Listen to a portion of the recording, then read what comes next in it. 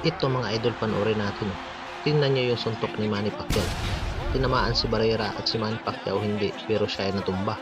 At binilangan ito ng referee. Pero dito naman sa isang ito, tingnan nyo mga idol. Si Barrera yung tinamaan at natumba ito. Pero hindi ito kinounted ng referee at hindi binilangan. Napakadaya ng referee mga idol. Kumbaga, meron itong pinapanigan.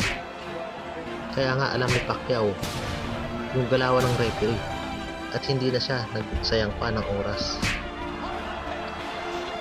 At nung nakita siya ng pagkakataon ay hinataw na ng hinataw itong si Barrera dahil alam ni Manny Pacquiao na anumang oras ay pwedeng mabaliktad yung laban, kaya hindi na siya nagsayang pa ng oras.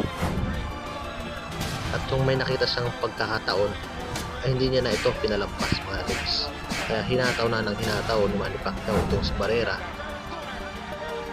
Ayan o, hanggang sa awate na nga ito ng kampo ni Barrera.